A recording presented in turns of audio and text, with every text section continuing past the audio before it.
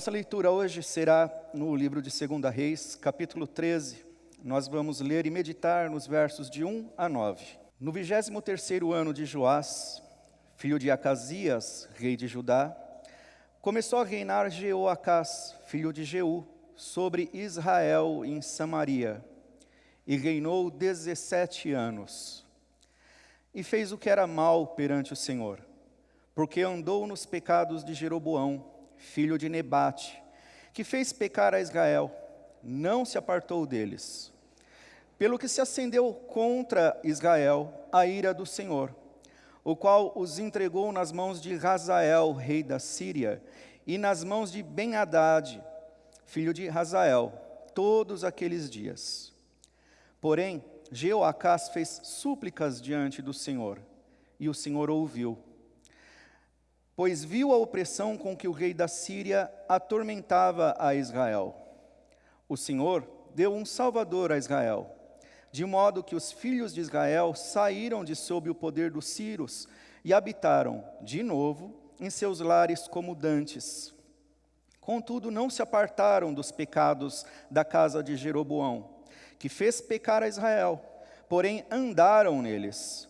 E também o poste ídolo permaneceu em Samaria.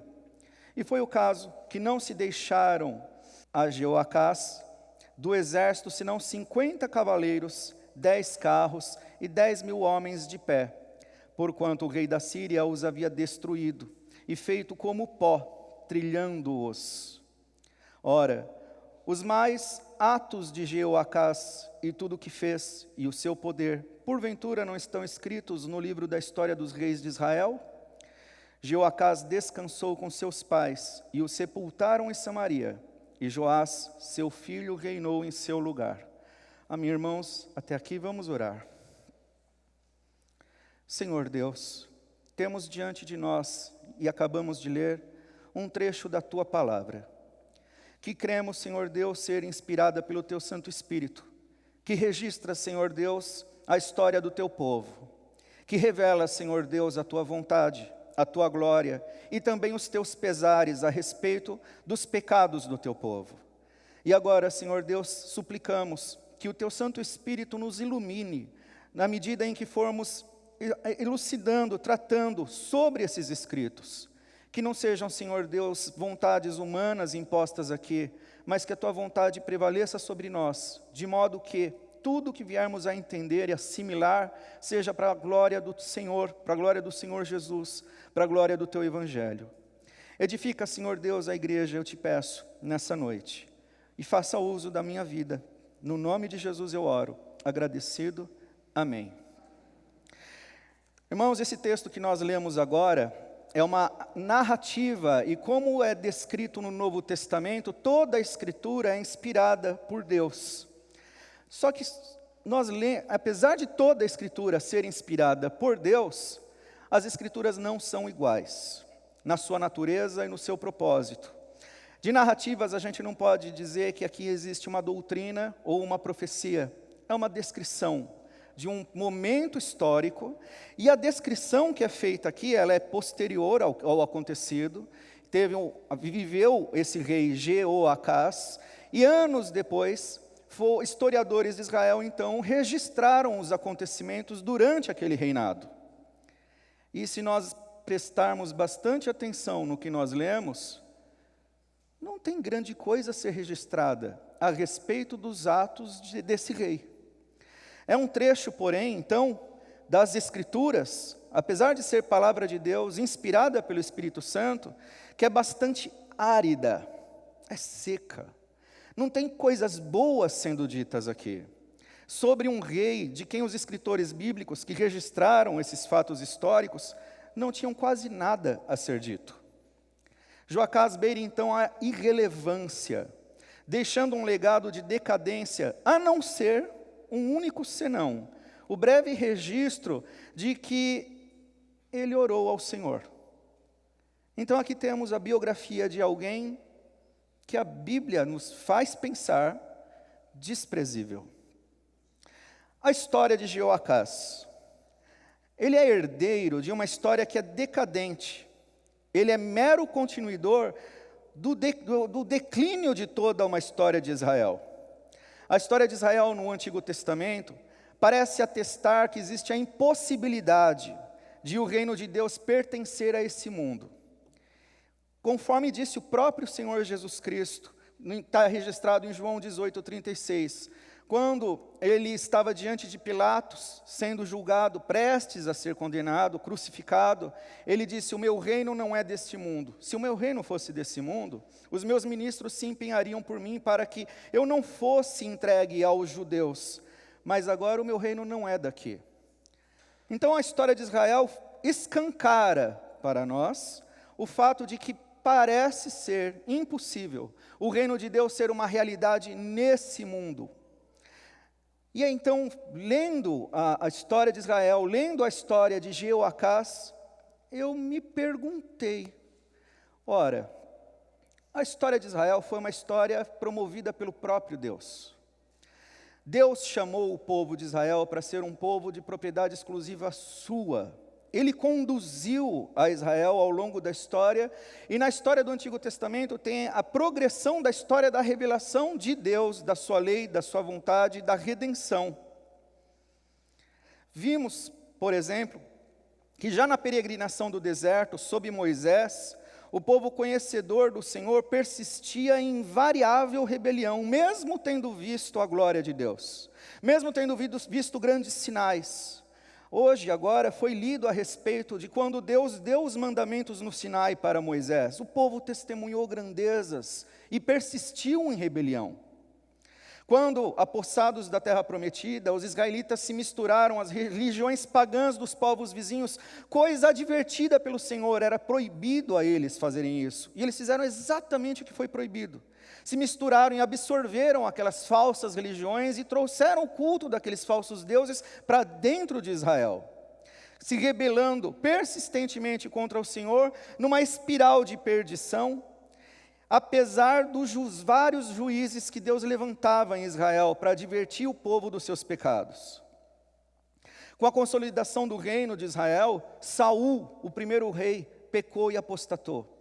O segundo rei, Davi, amado, que a Bíblia celebra Davi, homem com coração segundo Deus, também pecou e maculou toda a sua descendência. Salomão, apesar de celebrado por sua sabedoria, também importou falsos deuses para dentro do seu reinado, para agradar os reinados aliados, visando prosperidade, e assim contaminou o seu povo com a idolatria. Depois dele, o reino foi dividido. As Escrituras, então, tomam o personagem Jeroboão, que é citado no texto que nós lemos aqui, como modelo de pervertedor de Israel. Sendo o rei do Israel do Norte, com sede em Samaria, ele simplesmente inventou um novo tipo de religião, mais ou menos baseada na religião original, a mosaica. Ele se rendeu ele trouxe a idolatria dos povos vizinhos para agradar o seu povo. Ele criou uma nova sede do culto em Samaria, estabeleceu uma nova classe sacerdotal ilegítima, criou uma outra religião, mais ou menos parecida e baseada na verdadeira. E com isso, então, ele tinha o pretexto de unificar o povo sob o seu domínio e agradá-lo, diminuindo, então, as chances de que aquelas pessoas sob o seu comando em Israel do Norte, com sede em Samaria, pulassem a cerca para o reino rival, Judá, com sede em Jerusalém, uma sede legítima de culto. Então, Jeroboão fez algo terrível. Ele passou a manipular a religião como se fosse um instrumento do poder dos políticos. A religião manipulável, para manipular os corações das pessoas, manipular os caminhos das pessoas, cativar as pessoas de acordo com os interesses espúrios políticos, quaisquer que sejam, do seu governante. Jeroboão, então, foi um mestre nesse tipo de prática. Corrompeu, então, assim, a fé, e essa prática é uma prática que é muitíssimo comum na nossa época, que nós vemos nos nossos tempos. A esperteza de religiosos, de falsos profetas, que usam da palavra de Deus, do nome de Jesus, usam das Escrituras para manipular pessoas, não para que as pessoas sigam ao Senhor, mas que as pessoas sigam essas pessoas e atendam aos seus interesses. E a minha pergunta, então, lendo, para nós chegarmos aqui em Jeoacás, é: como isso pôde ser possível? Deus é o Senhor de Israel. Deus conduziu Israel. Como isso pôde ser possível? Será que Deus falhou no seu empreendimento de conduzir um povo que lhe pertencia? E esse povo o tempo todo fracassava, se rebelava. E Israel, conforme nós lemos, mencionei a fala de Jesus: meu reino não é desse mundo. Se o meu reino fosse desse mundo, os meus ministros se empenhariam para mim, se empenhariam por mim, para que eu não fosse entregue aos judeus. Chama muita atenção o fato de Jesus falar para que não fosse entregue aos judeus. Judeu é o povo da aliança. Foi nas mãos dos judeus, o povo da aliança, que o Senhor Jesus Cristo foi morto, foi crucificado. O progresso da história de Israel, o povo da aliança, foi tão maculado pelo pecado, a ponto de o próprio povo da aliança ser aquele que vai matar o seu Messias, não reconhecendo ele como Senhor, tratando-o como inimigo. A verdade de Deus, o conhecimento da lei de Deus, da palavra de Deus, foi de tal modo pervertido, que aquele povo que conhecia a lei de Deus, usou a lei de Deus contra o próprio Deus, contra o próprio Senhor Jesus Cristo, contra a manifestação máxima da verdade de Deus nesse mundo, na nossa época. E como isso pôde ser possível? A história de Israel repete o tempo todo a história do Éden. Deus estabeleceu leis, estabeleceu parâmetros, desde o Éden. E eventualmente, Ele interfere na sua criação. Ele se manifesta, Ele faz sinais, faz prodígios, Ele se faz conhecido. Só que isso não acontece o tempo todo. Via de regra, as pessoas estão entregues à sua própria consciência. Elas receberam a lei, e elas estão sujeitas à sua consciência, de elas, por causa da lei gravada nos seus corações, terem que continuar sendo fiéis e seguirem ao Senhor, não por força de eventos que acontecem na natureza, de milagres e de sinais, mas simplesmente por consciência, por fé. E aí que está o problema. Nesse momento, a consciência se mostra concupiscência da carne. O pecado continua estando dentro das pessoas. E quando as pessoas, no geral, estão por conta própria, mesmo tendo conhecimento da lei, elas se voltam contra a lei. E é assim que aconteceu ao longo da história de Israel. No caso aqui, Jeroboão, a gente pode perceber o primeiro ponto: o poder corrompe. E uma vez corrompido o governo, o rei, o seu povo também vai se corromper. Não é uma possibilidade, não é uma ameaça, é coisa certa. Uma vez que um governo se corrompe, o povo vai se corromper. E como se corrompe um governante, uma nação? Pervertendo a lei de Deus e manipulando a religião como instrumento de poder sobre outras pessoas. O mal que se estabeleceu em Israel surgiu da rebelião objetiva contra o Senhor Deus. Presta atenção no começo do segundo verso. E fez o que era mal perante o Senhor.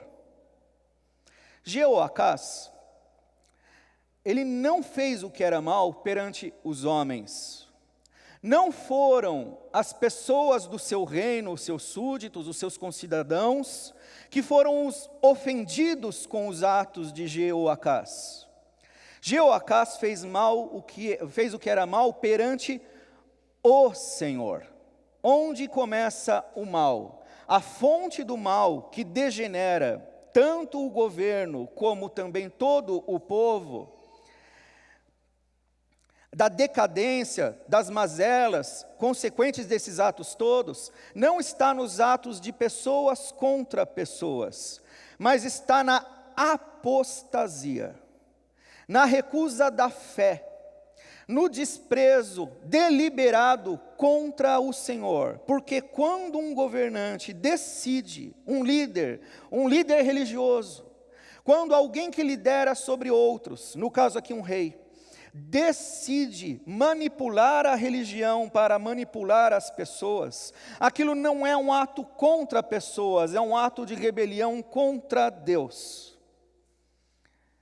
E aí então, o instinto humano, que é satânico, pecaminoso, inclinado para o pecado, de tomar para si o trono de Deus, a tentativa vã e estúpida, porque ninguém jamais vai conseguir fazer isso, de reduzir o Todo-Poderoso como se ele pudesse ser usado como uma marionete nas mãos das pessoas. Como se então esse líder pudesse usar Deus como algo manipulável, como coisa, como marionete, transformar o Deus Todo-Poderoso num ídolo. Só que tem um problema. A verdade de Deus não está nas nossas proposições. A verdade de Deus não é aquilo que você entende a respeito. A verdade de Deus subsiste, independentemente de nós a reconhecermos ou a aceitarmos. E Deus não se submete às deturpações que nós podemos ter a respeito da sua verdade.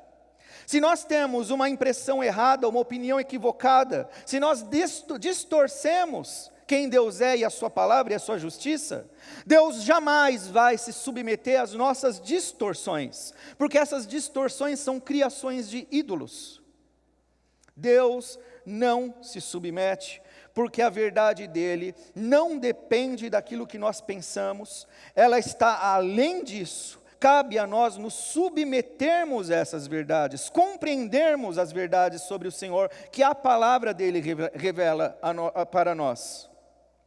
E então, o texto toma Jeroboão como um modelo, porque Jeoacás andou nos caminhos de Jeroboão. O mal que foi semeado por Jeroboão, que ele germinou, então floresceu e frutificou. Ao longo de muitas gerações de reis, de séculos, a rebelião se tornou em modelo de governo de Israel.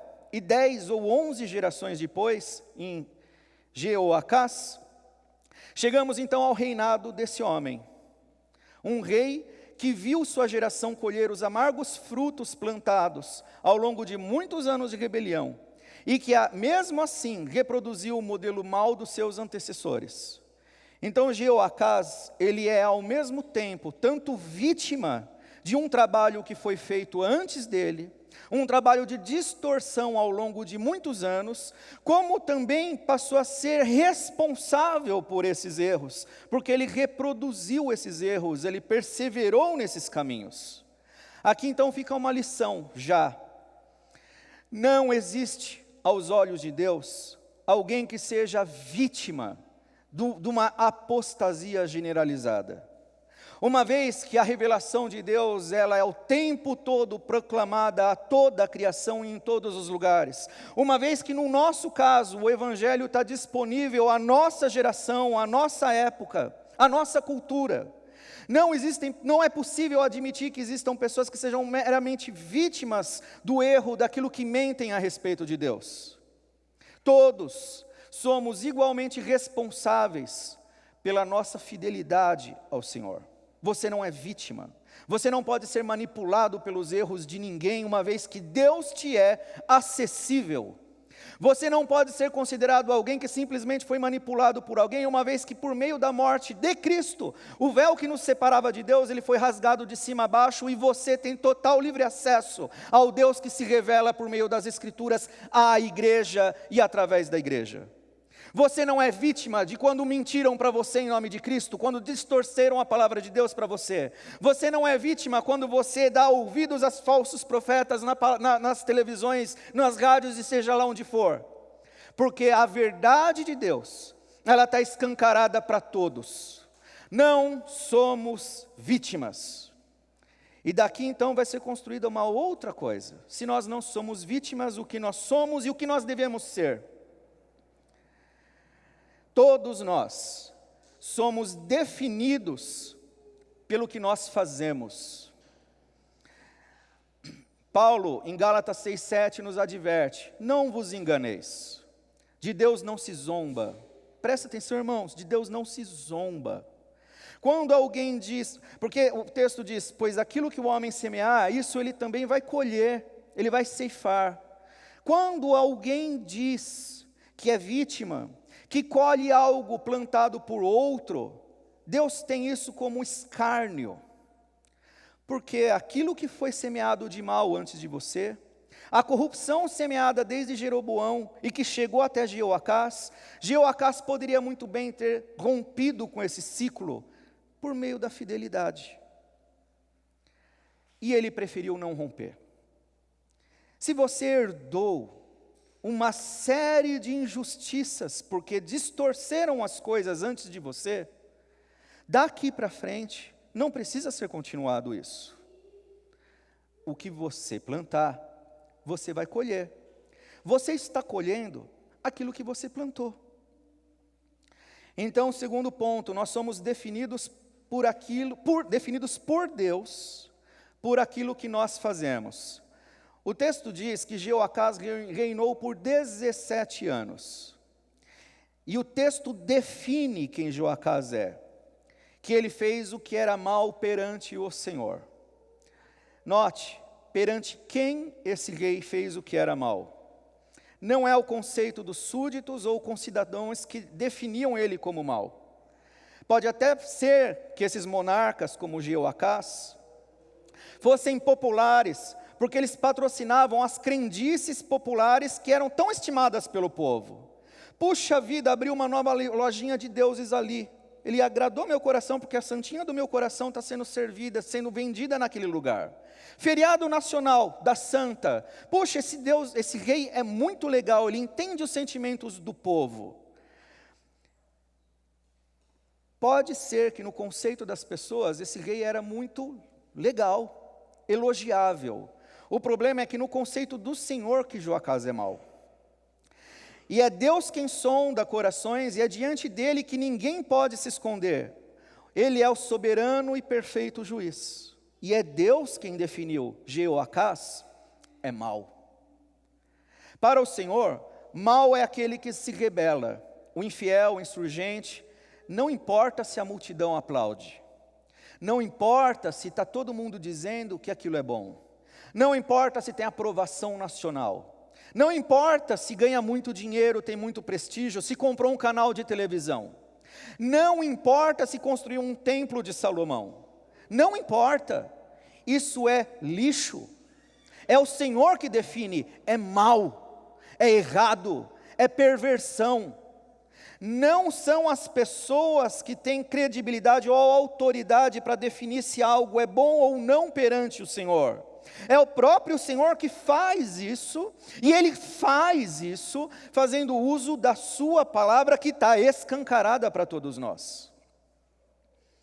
Quais foram as ações pecaminosas do rei? O texto diz que ele andou nos pecados de Jeroboão, no verso... acho que 2, no final, verso 2.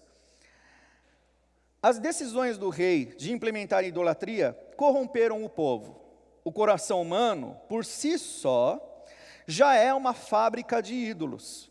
Todos somos inclinados a venerar coisas diversas, a substituir a devoção que somente ao Senhor é devida por qualquer tipo de coisa.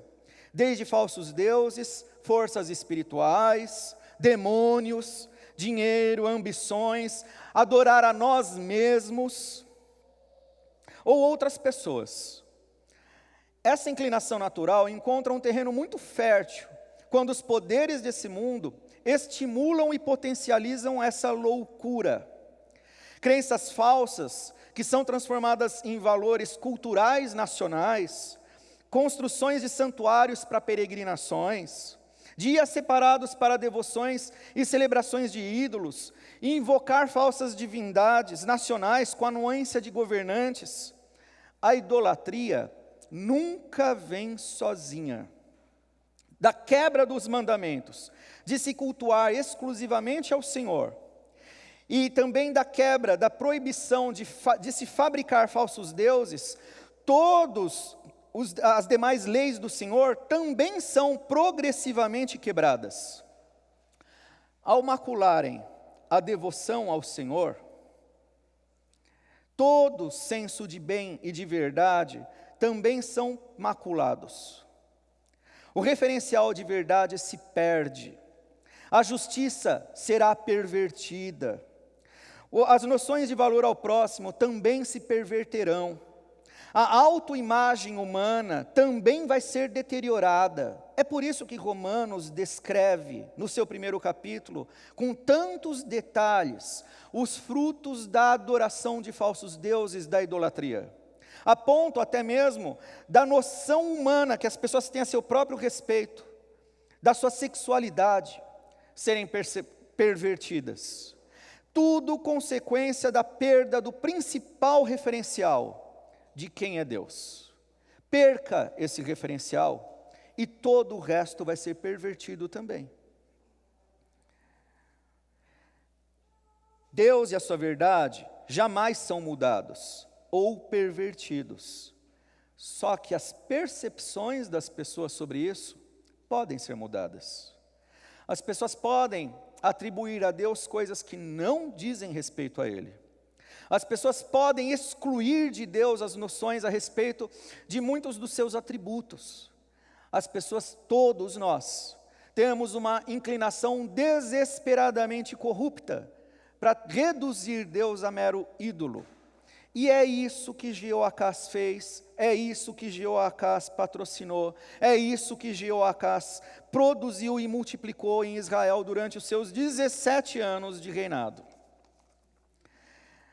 Só que Deus sempre agirá e distinguirá o seu povo. O verso 3 diz: por isso se acendeu a ira do Senhor. O texto não está se referindo a um povo perdido qualquer. Ele está se referindo ao povo de Israel. Embora sejam citados os Círios, os dois reis Círios aqui, o texto se refere ao povo da aliança. E olha, é um texto de juízo não sobre os Círios, é um texto de juízo sobre o povo da aliança, sobre Israel. Que povo da aliança, Israel, apesar de ser propriedade exclusiva do Senhor, foi se apostatando. Refere-se, portanto, a Israel, a Judá e também à igreja.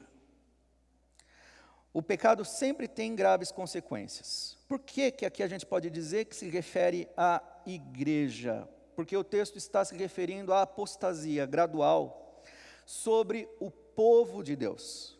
As consequências de uma apostasia gradual: só pode se apostatar, só pode se desviar quem um dia foi do caminho, quem um dia conheceu, porque os outros não podem se apostatar, uma vez que não estão no caminho, nunca foram povo da aliança. Só que diante dos pecados aqui descritos em Israel, a gente percebe no verso 3 então: por isso se acendeu a ira do Senhor, que Deus nunca é inerte. Deus não olha para a situação de uma forma como se Ele não tivesse nada a ver com aquilo, impassível, distante. É povo dele, Ele age. E isso pode ser um grande problema. No tempo oportuno, Ele manifesta sua ira santa, mas sempre é propício a demonstrar misericórdia, mesmo diante de um pedido de clemência falho, como foi a oração no verso 4 do rei Jeoacás. Quando eles estavam cativos sobre a Síria, sofrendo, humilhados, o texto no verso 4 diz que então Jeoacás orou ao Senhor. Ele fez súplicas diante do Senhor e o Senhor o ouviu. Não é com os sírios que o Senhor tem aliança. Deus não tem negócios com os sírios. Deus tem uma aliança com Israel. Quanto aos sírios, como qualquer povo ímpio, eles estão permanentemente sob juízo. É com o povo de Israel, então, que Deus tem aliança. Da parte dos sírios, naquela época, tudo o que eles podiam fazer era pecado. Tudo, qualquer coisa que um povo que não foi resgatado pela graça de Deus, qualquer coisa que qualquer pessoa não salva faça, reflete o que ela é, reflete o seu pecado. Tudo é maculado pelo pecado. Não existe exceção aqui. Nada neles podia refletir a graça que da aliança de Deus com seu povo emana. Contudo, seu povo particular, que é Israel, naquele contexto era apenas Israel, tinha que ser disciplinado, tinha que ser tratado. Afinal, os propósitos do Senhor ainda estavam e ainda estão em curso. É desse povo particular que viria o Messias aproximadamente 800 anos depois. Os planos de Deus não se frustram, não tem como ser frustrado, apesar de todo o povo ter apostatado, apesar da multidão de pecados dessa gente toda, apesar de Jeoacás ter patrocinado ainda mais a apostasia que estava em curso.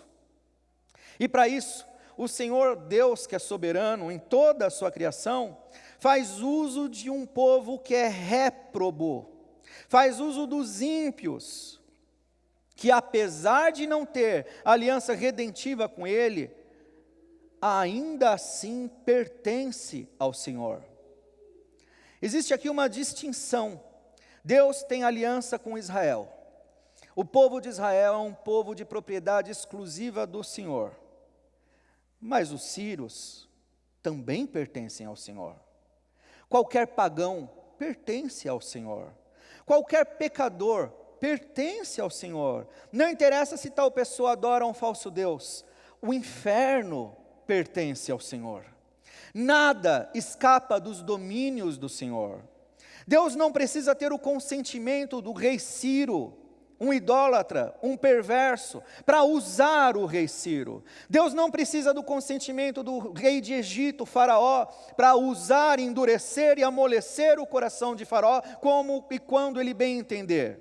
Deus não precisa, nós oramos hoje pelos governos do nosso país, por pessoas que estão totalmente tomadas pela perversão, pelo pecado, pela corrupção.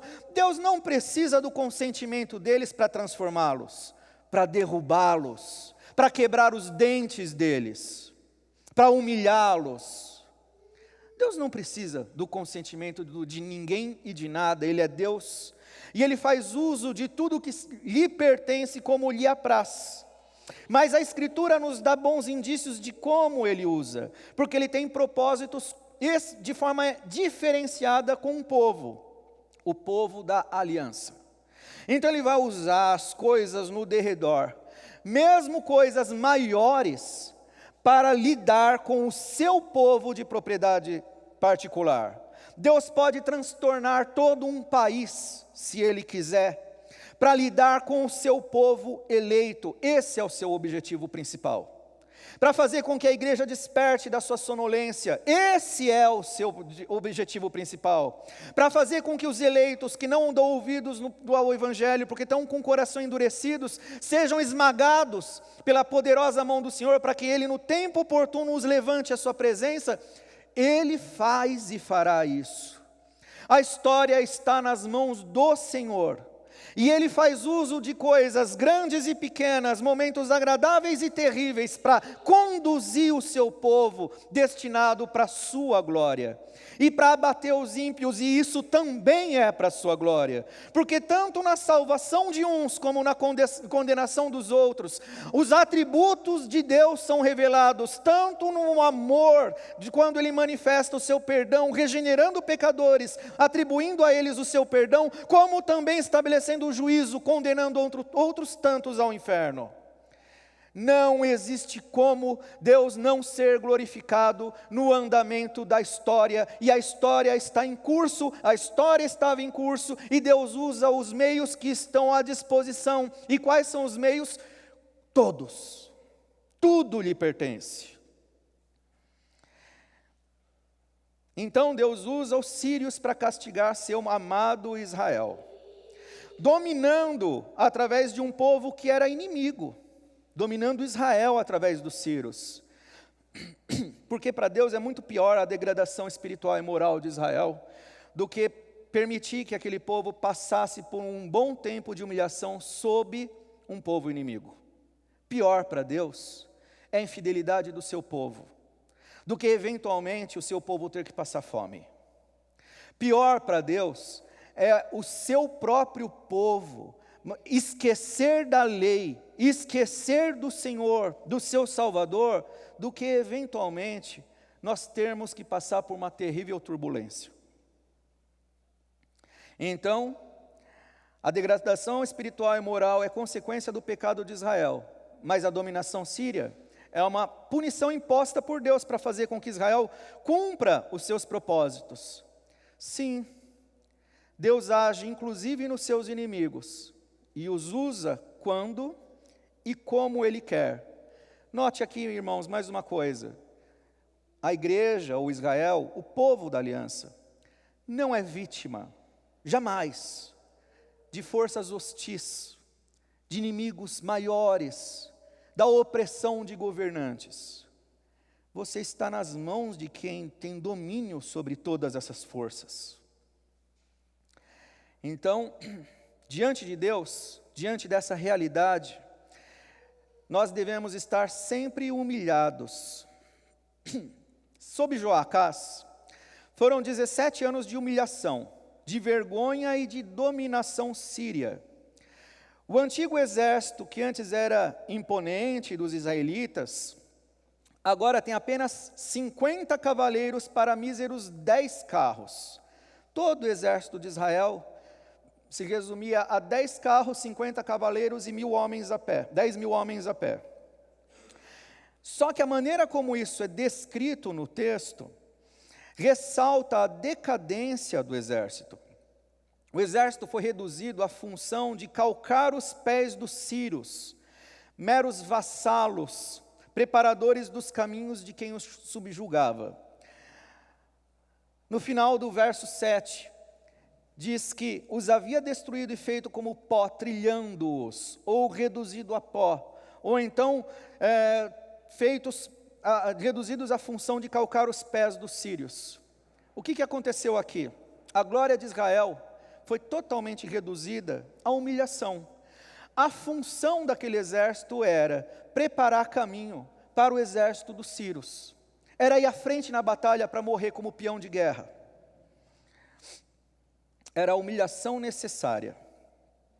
Mas foi dessa humilhação que Jeoacás, em meio à humilhação, ele recobrou alguma consciência, não toda a consciência, alguma consciência. E lembrou-se, ainda que fracamente, do Senhor Deus de Israel. E o texto diz que ele fez ao Senhor súplicas diante do Senhor. A descrição do verso 4, de que o Senhor ouviu, pois viu a opressão de Israel, faz-nos lembrar da narrativa do Êxodo, que os profetas tão insistentemente apregoavam para que o povo nunca se esquecesse. Lembra do Senhor teu Deus, que te tirou da terra do Egito, da terra da escravidão. Tão persistentemente os profetas conclamavam o povo a manter-se, lembrando dessa verdade. E a maneira como o texto diz que no meio da aflição, então Jeoacás orou ao Senhor e fez-lhe súplicas, e então Deus lembrou, Deus atentou para a opressão, Deus viu a opressão de Israel. A maneira como está escrito nos faz referência direta àquele evento do Egito, do Êxodo. A libertação operada por Deus, lá no Êxodo, era definidora da identidade daquele povo. Aquilo fazia parte da formação do povo. Foi o povo que Deus resgatou do domínio de Faraó, com poderosa mão e poderosos feitos. Isso definia quem os israelitas eram.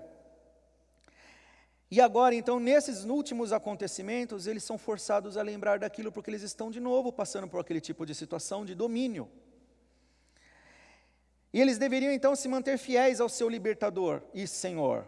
Aqui, sob a Síria, vemos Israel lembrar-se, ainda que à força, do mau cativeiro e da libertação operada pelo Senhor, quando Deus então ouve súplicas do seu povo.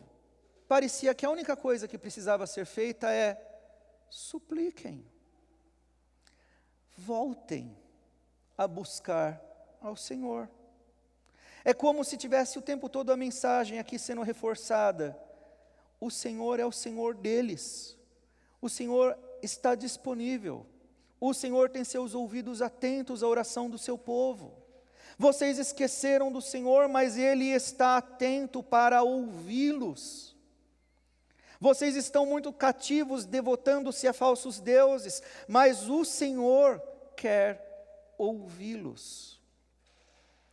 O pior dos cativeiros é o do pecado que leva o povo de Deus à apostasia, na troca que Israel fez do Senhor por ídolos. Não é o domínio sobre os sírios a pior das coisas. A pior das coisas foi o fato deles terem perdido a fé. Foi o fato deles terem perdido a sua fidelidade à palavra de Deus. Foi o fato deles terem trocado Deus por qualquer outra coisa. E a verdadeira liberdade começa quando o povo se coloca diante do Senhor em oração e súplica. Aqui é o primeiro passo: oração e súplica. Isso te coloca no teu devido lugar de suplicante. Ainda que Deus não seja plenamente conhecido, porque eles tinham perdido as noções de quem Deus era, porque foram muitos anos direcionados a falsos deuses, então eles já não tinham mais tanto conhecimento a respeito do Senhor, porque a apostasia tomou conta das suas consciências e daquilo que eles sabiam, mas o que era esperado deles era que eles simplesmente buscassem ao Senhor. Então a verdadeira liberdade começa quando o povo se coloca diante do Senhor em oração e súplica, reconhecendo o seu senhorio para salvar.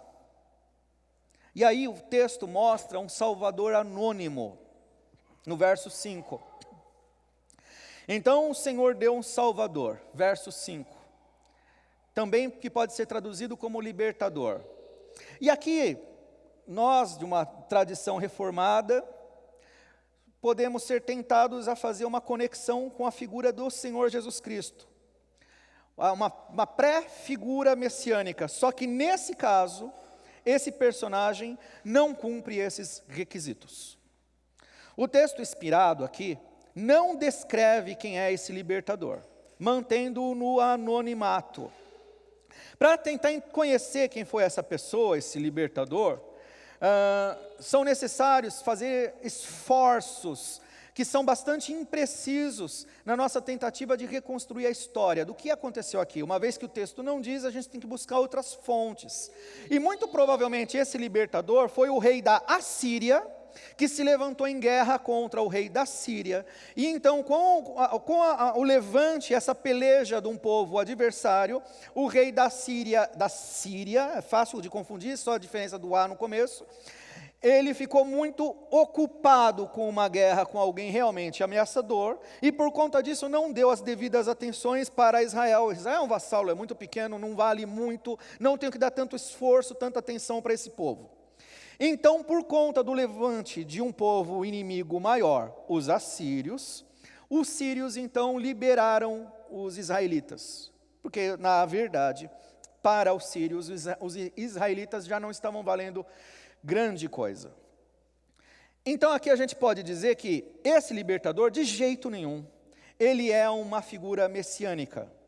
Mas mais uma vez a gente percebe, os escritores do texto fazem questão, eles estão conscientes de que um povo pagão ímpio se levantou contra outro povo pagão ímpio, e por causa desse acontecimento, dessa guerra, os israelitas foram liberados. Mas o escritor inspirado trata isso como Deus levantou um libertador. O escritor do texto, o escritor inspirado, olha para os acontecimentos da história, mesmo acontecimentos tão grandes envolvendo nações diferentes, e não trata isso como coisas do acaso. Ele reconhece que Deus move a história, Deus move povos que inclusive o desconhecem. Os povos não precisam nem conhecer, nem ter consciência disso, mas não existe exceção nenhuma. Todos os povos, todas as culturas, em todas as épocas, estão cumprindo os desígnios de Deus, porque é Deus que é o Senhor da história. Nada está acontecendo por acaso.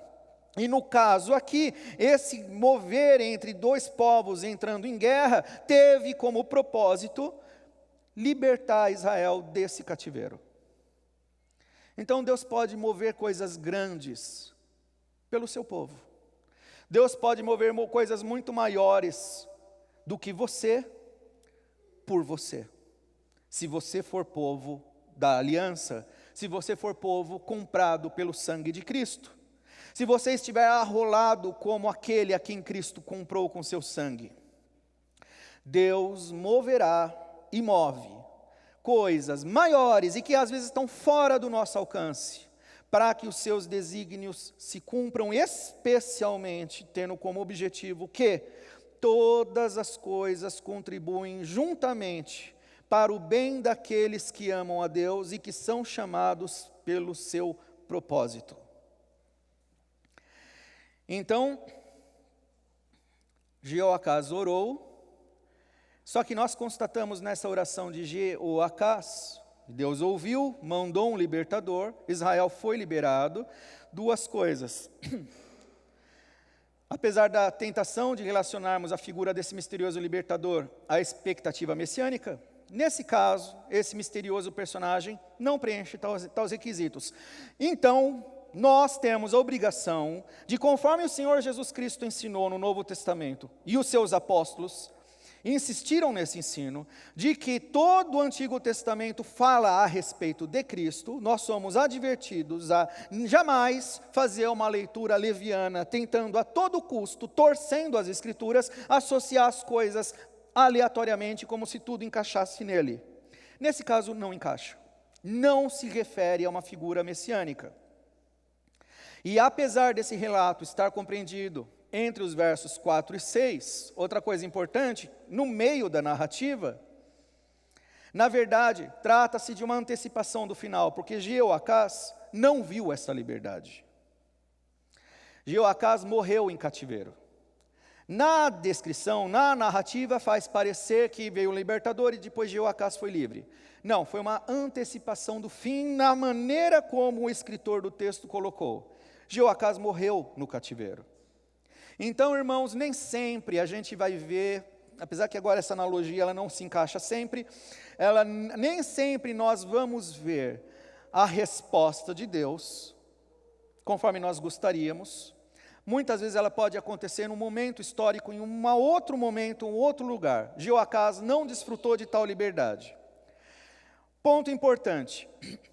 Sobre arrependimento verdadeiro, lembrem-se que Deus definiu Jeoacás como mau.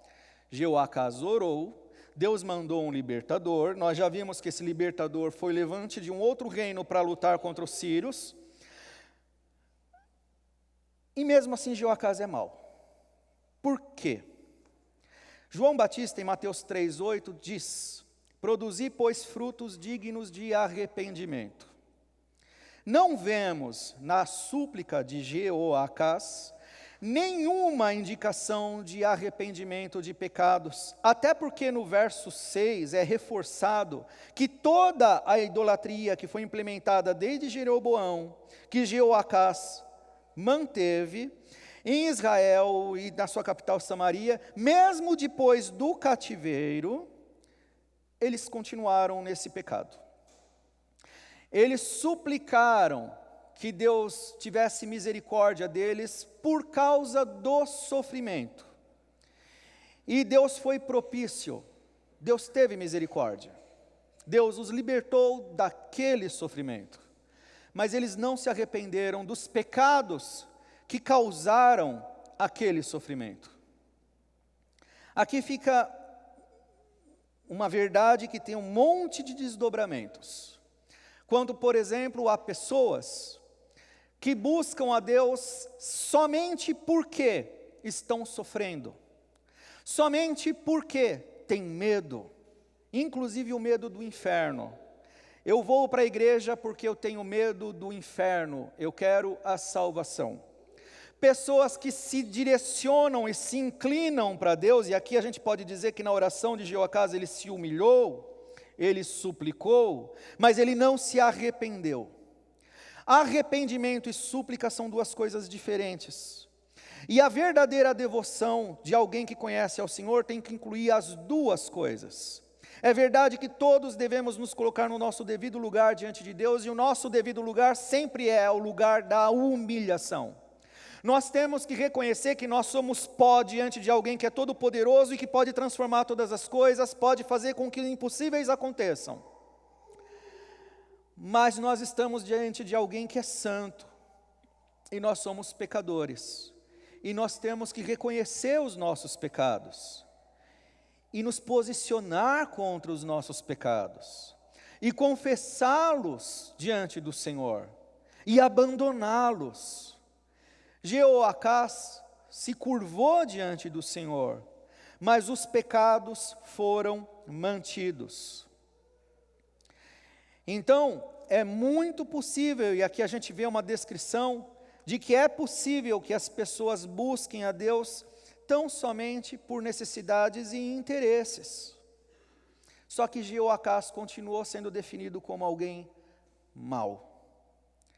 E aqui a gente também percebe que, apesar de Deus ser santo e exigir de todas as pessoas que se arrependam dos seus pecados, isso não é e nunca será condição para Ele ouvir a oração de alguém que humilhado se coloca diante dele.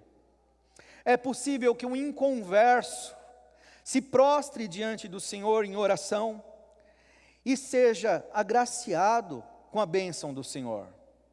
É possível que a igreja seja ministra da graça de Deus e conforte, por exemplo, doentes nos hospitais, que então recebem da graça que a igreja é distribuidora, mas mesmo assim não se arrependam dos seus pecados e não sejam salvos. Simplesmente recebem um bem que é distribuído a todos.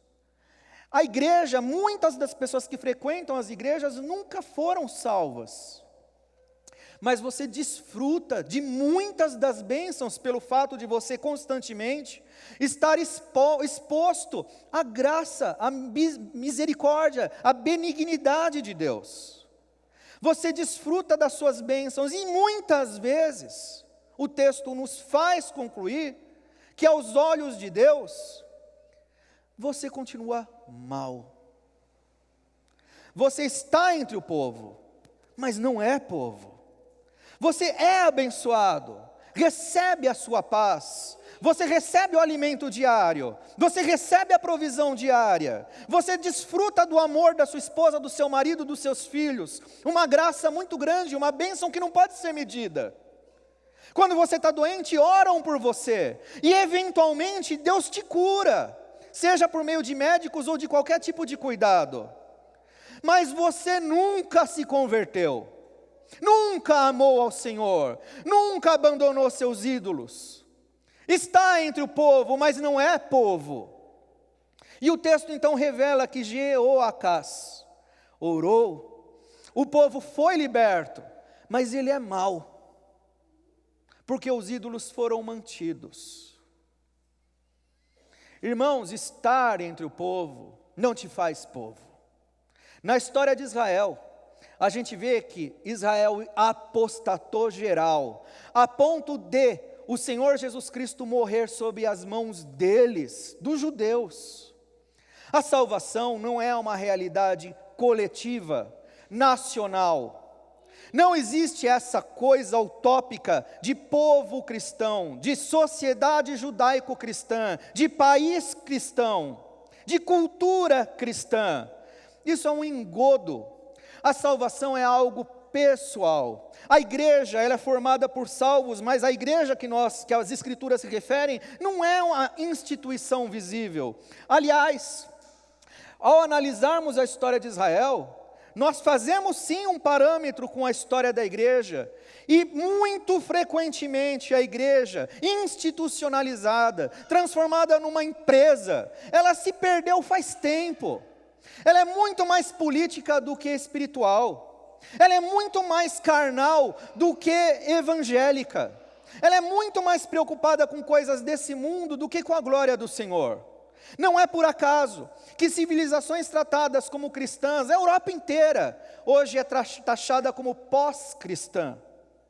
Surgiu uma menina aí, falando pela ONU, que está sendo tratada como uma heroína. Tem uma igreja da Suécia que está querendo considerá-la uma manifestação de Cristo. Irmãos, a apostasia é uma realidade constante. Não existe substituto do Senhor. E o reino de Jesus, do nosso Senhor, não são as coisas que nos encantam nesse mundo. Aplicações. Eu preciso voltar num ponto. No ponto 1, o poder corrompe. Então, diante disso, o que nós devemos fazer? Nade contra a maré. Como aplicar isso na nossa vida? O teu caminho é o de Jesus, não é o do mundo, é o da cruz. A corrupção do poder no nosso tempo não pode justificar a apatia da igreja, no seu ministério como sal da terra e luz do mundo.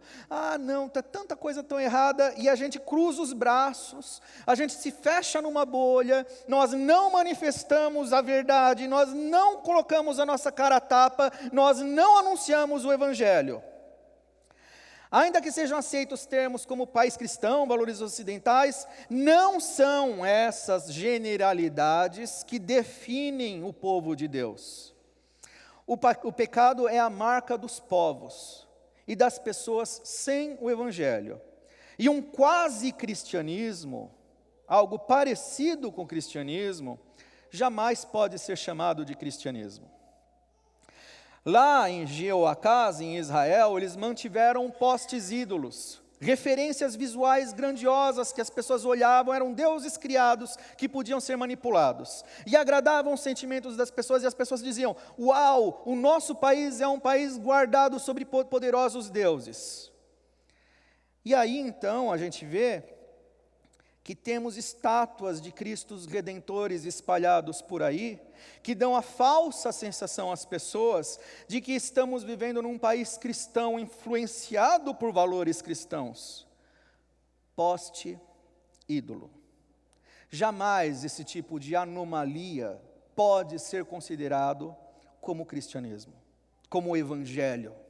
Jamais o apego a esse tipo de mentira pode ser tratado como fé no Senhor. Aliás, tem um efeito muito positivo em nós termos Cristos redentores e feriados religiosos. Tem uma coisa muito boa com isso. Porque quando formos julgados, não haverá mesmo nenhuma possibilidade de desculpa. Porque as pessoas sabiam que existia um Redentor. As pessoas sabiam que existia a palavra de Deus e que existia evangelho e que o Redentor morreu na cruz. Mas ao invés de seguirem a verdade que estava o tempo todo sendo exposta para elas através de símbolos caídos, elas preferiram se contentar com os símbolos caídos e substituíram a glória de Deus em coisas desprezíveis. Só agravou o juízo. Não pense que sociedade judaico-cristã é algum tipo de alívio para a sua condenação. É agravamento. Não vos conformeis com esse mundo, mas transformai-vos pela renovação da vossa mente, para que experimenteis qual seja a boa, agradável e perfeita vontade de Deus. Segunda aplicação, são 5. Todos somos definidos pelo que fazemos. Então o que nós devemos fazer? Agir. Se Deus definiu Jeoacás por aquilo que ele fez, e o que ele fez foi promover a idolatria, e isso fez com que Jeoacás fosse definido por Deus como alguém mau, o que eu devo fazer? Ser missionário do Senhor Jesus no contexto em que eu vivo. Irmão, missionário não é só o pastor. Aliás, pregação não é só o que é feito nesse negócio aqui que chamamos de púlpito e que muita gente idolatra. Pregação é quando você abre a boca e anuncia o evangelho. Pregação está em todo crente que foi comprado por Cristo, porque tais pessoas receberam na graça de Cristo, para ser não somente portadora da sua verdade, mas para ser luz do mundo que põe adiante essa verdade. O púlpito é necessário, mas a igreja toda agindo como missionário de Cristo é insubstituível. O que fazer? Haja. O que te define aos olhos de Deus? O que você tem feito nesse mundo? Quem você tem sido? Isso aqui é muito fácil, irmão. Aqui é autoexame. Você já conhece o Evangelho. Acabei de dizer que tem muita gente que está na igreja, mas que não é igreja. São frequentadores amigáveis. Entre aspas, esse amigável. Então você já sabe o que deve fazer. Inclusive que deve se arrepender, se não se arrependeu. Inclusive que deve se converter, caso não se converteu. Você sabe o que deve ser feito. O terceiro ponto. Deus sempre agirá e distinguirá o seu povo dos demais. Quanto a isso, o que nós devemos fazer? Se Deus sempre age e distingue o seu povo, eu devo ser fiel no que a providência do Senhor me conduzir. Os escritores desse texto reconheceram que era Deus que fazia todas as coisas acontecerem. Irmãos, não é diferente conosco, não é diferente com a igreja, não é diferente com a nossa época. Nós estamos vivendo um tempo em que existem diferentes tipos de calamidade, diferentes tipos de situações, boas e ruins, não é diferente. O Senhor continua sendo soberano sobre todas as coisas, conduzindo todas as coisas segundo o seu propósito. E você não é mero observador da história acontecendo. Você não foi chamado para ser plateia, para ser manipulado por todas essas coisas. Você foi chamado para ser um agente de Cristo nesses contextos todos. Seja fiel. Às vezes, meus irmãos, no texto que nós lemos, os contextos que Deus moveu foram para disciplinar Israel. Irmãos, cedo ou tarde isso vai acontecer conosco. Isso vai acontecer com as igrejas em outros lugares no mundo. De um lado, Deus levantará povos que estão sendo oprimidos, e do outro lado, Deus vai esforçar situações em igrejas que estão dormindo, cristãos sonolentos e dispersos, que não estão agindo como deveriam agir. Como portadores do Evangelho, como pessoas que se posicionam contra qualquer tipo de injustiça e de pecado. Como pessoas que se omitem diante da responsabilidade de manifestarem a graça que os salvou por meio da pregação do Evangelho. Você não vive mais para você, se você foi salvo. Você foi salvo para negar a si mesmo, tomar a tua cruz e seguir a Cristo a partir do contexto em que você vive. Sendo médico, sendo sapateiro, sendo pastor, sendo estudante, seja o que for. Nada disso é arbitrário. O Senhor é soberano e sábio e te colocou no contexto em que você deveria estar. E é a partir dele que você deve assumir as suas responsabilidades. Mantenha a humildade e a piedade cristã sempre. Isso te fará distinto nesse mundo. Humilhai-vos, portanto, sob a poderosa mão de Deus, para que Ele, em tempo oportuno, vos exalte. Irmãos, eu já fui pentecostal. E na igreja pentecostal, essa exaltação era muito deturpada. Sabe quando é que Deus vai exaltar o seu povo? Na glória. Não existe exaltação maior, glorificação maior, do que o dia em que estivermos assentados na mesma mesa do nosso Senhor e Ele retomar aquela ceia e compartilhar conosco. Não existe glória maior do que aquele dia em que nós estivermos juntos com Cristo perante o Pai, recebendo toda a glorificação devida aos atos de Cristo, a quem nós seguimos. Não existe maior glorificação do que ser chamado filho de Deus e ser benquisto da parte dele. Vinde, benditos do meu Pai. Não existe glorificação maior do que essa, então nós precisamos corrigir nossas aspirações. Porque o nosso tempo tem de tal forma maculado a fé de tantos cristãos, porque a ponto de muitos cristãos não anseiarem mais pela glória, pela salvação, pelo reino de Cristo, que o Senhor mesmo diz: buscai primeiro o reino de Deus e a sua justiça. Isso não são coisas desse mundo. Nós não estamos mais habituados a ter os nossos olhos e os nossos corações daquilo que Cristo conquistou para nós. Nós estamos poluindo demais o nosso coração e os nossos olhos com as coisas do mundo. Então, nós devemos nos humilhar debaixo da poderosa mão do Senhor, porque Ele vai nos exaltar. E é essa a exaltação. É estar com Cristo. E aqui vem uma peneira muito grande. É aqui que vem a diferença de muitos que estão na igreja. Muitos de nós não se contentariam com isso. Muitos de nós não trocariam, como o jovem rico, as riquezas que estão sendo oferecidas e que são possíveis a você, por uma riqueza tão maior, mas que não é agora. É aqui que está a diferença, meus irmãos. Então, vem a última aplicação. Arrependa-se sempre. Quando você pecar, se arrependa e tenha certeza do perdão. Jeoacás perdeu a oportunidade de se arrepender dos seus pecados. Ele perseverou nos pecados. E Israel continuou a tal ponto nos pecados que eles foram depois, mais tarde, os algozes do Senhor. Terrível. Por providência de Deus, mas Deus usou justamente o seu povo. Terrível, irmãos. Por que nós podemos ter a certeza do perdão dos nossos pecados? É porque você se arrependeu? Até mesmo o teu arrependimento, o meu arrependimento são porcaria, meus irmãos. Nós nunca temos a devida noção de o quanto os nossos pecados são ofensivos diante do Senhor. Nós nos esforçamos para ter um contristamento e nos entristecemos, e às vezes choramos quando nós pecamos, e às vezes isso é meio teatral, meio fingido, porque até mesmo o nosso arrependimento é falho, maculado pelos nossos pecados. Você não é perdoado porque você se arrepende, mas o arrependimento é necessário.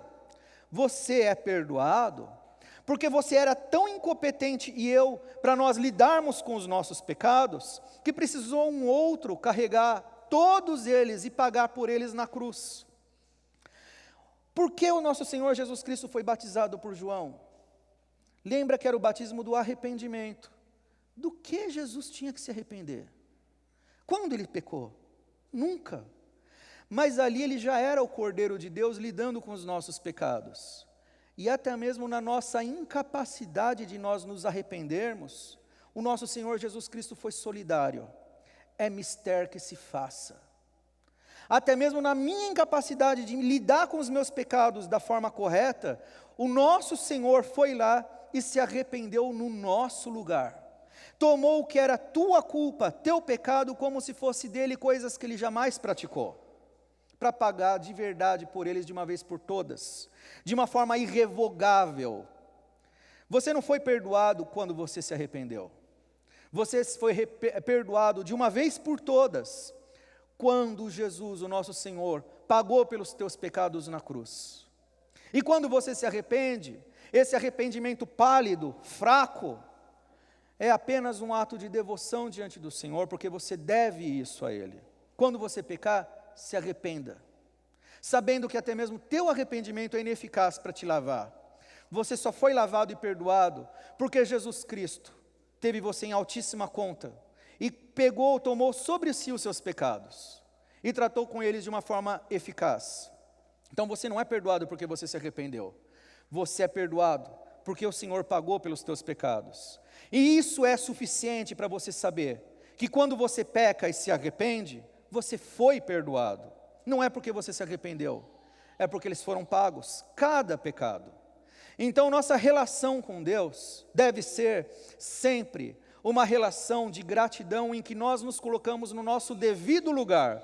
E o nosso devido lugar sempre, sempre, sempre será de auto-humilhação perante Cristo e profunda gratidão por tudo aquilo que Ele fez por nós. E eu quero aproveitar a pregação que fala de governo, corrupção no governo, pecados nacionais, corrupção tomando conta de povos inteiros, e uma última aplicação. O que fazer então, nós, Igreja do Senhor, a respeito dos governantes maus, como por exemplo Jeoacás, ou como nossos governos? A corrupção se estabelecendo e se propagando de uma forma que multiplica e o mal se transforma em normal. A injustiça passa a ser tratada como justiça. Aliás, a justiça é só um joguinho que é manipulado pelas regras, porque na verdade o que eles querem é que a justiça não se cumpra. O que a igreja deve fazer? Deve ficar assistindo de camarote? Nós estamos como pessoas passivas na história. Fazemos bem em orar pelos nossos governantes. Fazemos bem em rogar a Deus pela misericórdia. Mas, meus irmãos, nem sempre basta a gente ficar simplesmente suplicando por misericórdia. Às vezes a gente tem que querer que os dentes deles se quebrem. Às vezes a gente tem que se posicionar como profetas, que anunciam um juízo que recairá sobre eles, e nem sempre apenas como anunciantes de juízo, como quem invoca tal juízo. Salmo 58, por exemplo, para a gente terminar,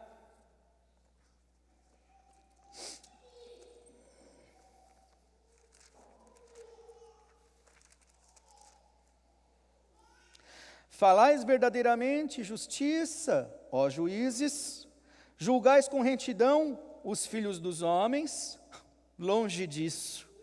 Antes, no íntimo, engendrais iniquidades e distribuís na terra a violência de vossas mãos.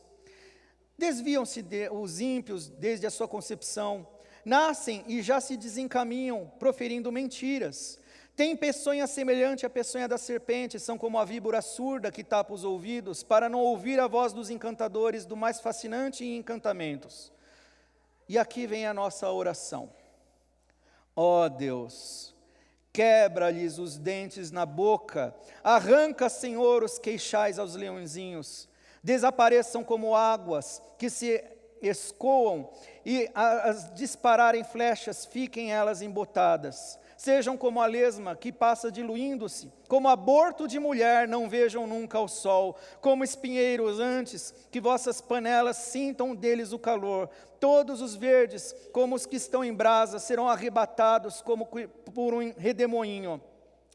Alegrar-se-á o justo quando vir a vingança, banhará os pés no sangue do ímpio. Então se dirá, na verdade, há recompensa para o justo, há um Deus com efeito que julga a terra. Irmãos, a igreja jamais deve apoiar qualquer tipo de injustiça, qualquer tipo de corrupção. Quando você vê aqueles falsos pastores envolvidos em política, apoiando todo tipo de corrupção, e pior, muitas vezes sendo eles mesmos os participantes e mentores dessas coisas todas, olhe para isso com grande repulsa. Você está vendo um falso profeta, um falso cristão, um inimigo deliberado de Cristo. E o texto como esse que nós lemos aqui mostra o que os piedosos da época de Jeoarão deveriam ter feito. Posicione-se contra. Seja alguém que se posiciona a respeito da justiça do Evangelho, declarando que o pecado não pode ser admitido, declarando e se posicionando contra todo tipo de impiedade e de injustiça. Não apoie tais coisas. Não seja alguém que patrocina o mal que se estabelece. Você foi colocado nesse mundo para ser um luzeiro que mostra para todos ao teu redor o que é certo. E mostrar o que é certo jamais será se submeter ao mau governante.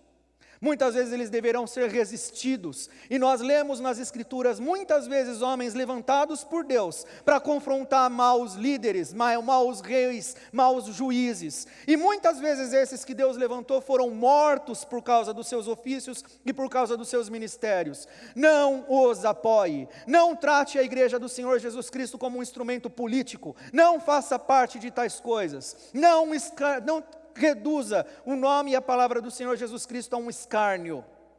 Ele jamais faria parte desse tipo de coisa, e é teu dever, nosso dever, não fazer parte desse tipo de coisa.